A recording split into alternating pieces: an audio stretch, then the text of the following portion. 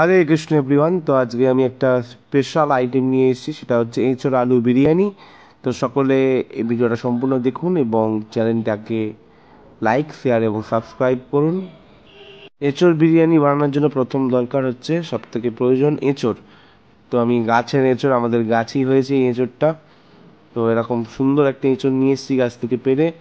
তো সুন্দরভাবে একটু বড় বড় সাইজ করে কেটেছি, একদম ছোটও নয়, একটু খুব একটা বড়ও না, মিডিয়াম সাইজ করে কেটেছি। এবং কেটে প্রথমে এঁচোড়টাকে, যাতে আটাটা এবং কষটা নষ্ট হয় সেই কারণে আমরা ওটাকে হলুদ জলে ভিজিয়ে দেবো। তো ওর কষটা এবং আটাটা নষ্ট হয়ে যাবে হলুদ জলে ভিজিয়ে দেওয়ার ফলে।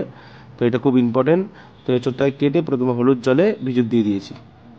তো এখন একটু বড় সাইজ করে কেটে নেবো। কেটে নেওয়ার পর আমি যেহেতু 1.5 কেজি চালের বিরিয়ানি বানাবো, তো সেই কারণে 1 কেজি টমেটো নিয়েছি, 1 কেজি আলু নিয়েছি এবং 1 কেজি এঁচোড় নিয়েছি। 1 কেজি টমেটো অবশ্যই লাগবে, যেহেতু গ্রেভিটা বানাতে হবে। তাই টমেটোগুলোকে কেটে নিচ্ছি একটু মাঝারি সাইজ করে। 1 কেজি টমেটো পুরোটাই কেটে নেব এবং কাটার পর কাটবো আলু। আলু যেহেতু কাটিনি আমি, আলু কাটার ভিডিওটা দেখাইনি। আলু কেটে নিয়েছি একটু বড় সাইজের, ওই যে সাইডে পড়ে আছে দেখতেই পাচ্ছেন, ওই রকম সাইজের একটু আলু কেটে নিয়েছি। তো এরপর ক্যাপসিকাম কাটবো। ক্যাপসিকাম 250 মতো ক্যাপসিকাম দেবো, 3টে ক্যাপসিকাম দিয়েছি।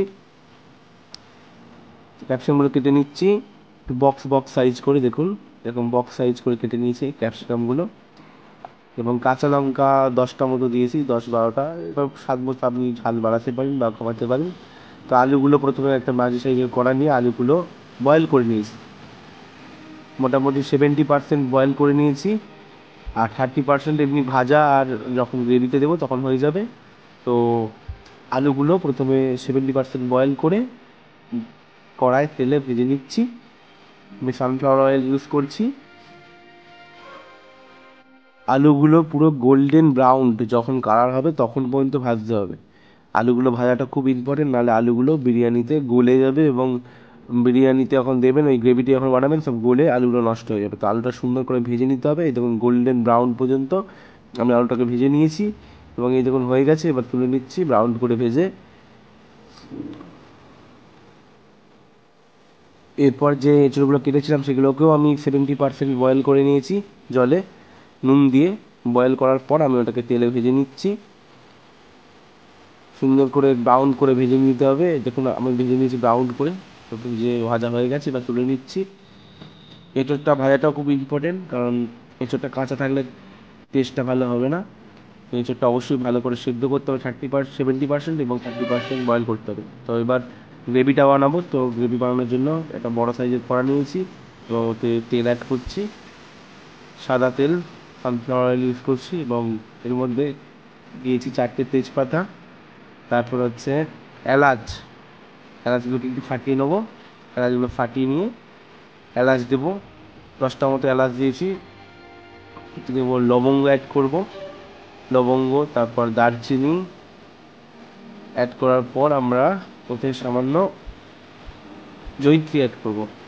জয়িত্রীর পর এটা হচ্ছে গোটা জিরে, এবং গোটা জিরে দেওয়ার পর সাদা জিরে সামান্য দিয়েছি, দিয়ে একটু নেড়ে নেবো। এগুলো ভাজা ভাজা ভাজা হয়ে গেলে আমি এবার এতে কাঁচা লঙ্কা দেবো। আমি স্বাদ মতো কাঁচা লঙ্কা প্রায় 8-10টা কাঁচা লঙ্কা দিয়ে দিয়েছি। কাঁচা লঙ্কা দেওয়ার পর একটু ভাজা ভাজা হয়ে গেলে এতে হিং অ্যাড করব, 1 চা চামচ মতো হিং অ্যাড করব। করার পর হিংটা ভালো করে মিশিয়ে নেব।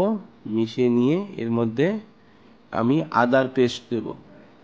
আমি এতে আদা ইউজ করেছি প্রায় 150 গ্রামেরও বেশি, 175 গ্রাম মতো আদা দিয়েছি, যেহেতু গ্রেভিটা অনেকটাই। তো সুন্দর করে এটা ভাজবো প্রথমে তেলের সাথে, এবং যখন তেল ছাড়বো ছাড়বো হয়ে যাবে তখন এর মধ্যে আমি ক্যাপসিকাম অ্যাড করব। দেখুন এখন তেল ছাড়ছে, এবার আমি ক্যাপসিকামগুলো দিয়ে দেবো। তো দিয়ে সুন্দর করে ক্যাপসিকামগুলো মিশিয়ে ভেজে নেব। যে তেলটা বেরোচ্ছে ওর মধ্যেই ক্যাপসিকামটা সুন্দর করে ভাজা হয়ে যাবে এবং আদাটাও মিশে যাবে। তো ক্যাপসিকামটা একটু ভাজা হয়ে গেলে, 30% ভাজা হয়ে গেলে, তখন আমি কাটা টমেটোগুলো দিয়ে দেবো সব। অনেকে আলাদা করে সস বানিয়েও করে। তো ওই টমেটো ক্যাপসিকামটাকে বয়েল করে, কাঁচা লঙ্কা বয়েল করে ওটাকে পেস্ট করে সস বানিয়েও করা যায়, তো ওটা অন্য টাইমে দেখাবো। তো এখন আমি এইভাবে করছি।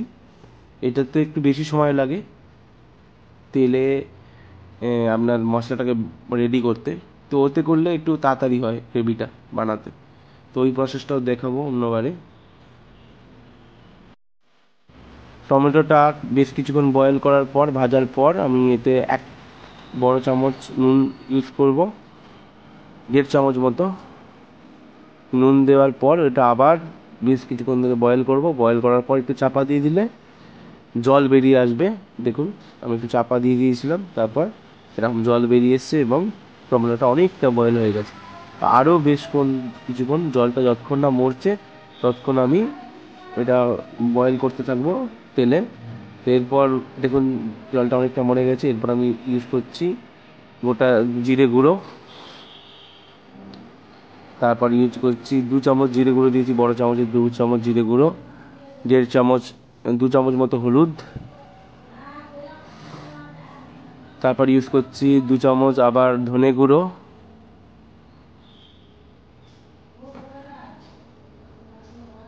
তারপর আবার ইউজ করছি 100 গ্রাম বাটার দিয়েছি, এতে 100 গ্রাম মতো বাটার দিয়েছি পুরো এই গ্রেভিটা বানানোর জন্য। তারপর এতে ইউজ করছি চিনি, স্বাদ মতো চিনি দিতে হবে, চিনিটা অনেকটা টেস্ট বাড়ায়। এরপর এতে দেবো টক দই, আমার বাড়িতে বানানো টক দই, মোটামুটি 100 গ্রাম মতো আমি টক দই ইউজ করছি এতে। এবং টক দইটা দেওয়ার আগে সবসময় মনে রাখতে হবে খুব ভালোভাবে ফাটিয়ে নিতে হবে। তো আমি সুন্দরভাবে টক দইটা ফাটিয়ে নিচ্ছি, ফাটিয়ে আমি গ্রেভিতে অ্যাড করছি। টক দই 100 গ্রাম মতো ইউজ করেছি। এরপর দেবো ফ্রেশ ক্রিম, তো আমুলের ফ্রেশ ক্রিম ইউজ করছি। তো ক্রিমটাকে সবসময় ভালো করে ফাটিয়ে নিতে হবে, নিয়ে ইউজ করতে হবে, অনেকক্ষণ ধরে ফাটিয়ে ওটা ফুলে উঠবে, তো তখন ওটা আমি গ্রেভিতে ইউজ করবো। দেখুন এরকম করে সুন্দর করে একদিকে কাত করে ফাটিয়ে নিতে হবে, ফাটিয়ে আমি ওটাকে গ্রেভিতে ইউজ করব। স্কিমটাও আমি অ্যাড করে দিচ্ছি।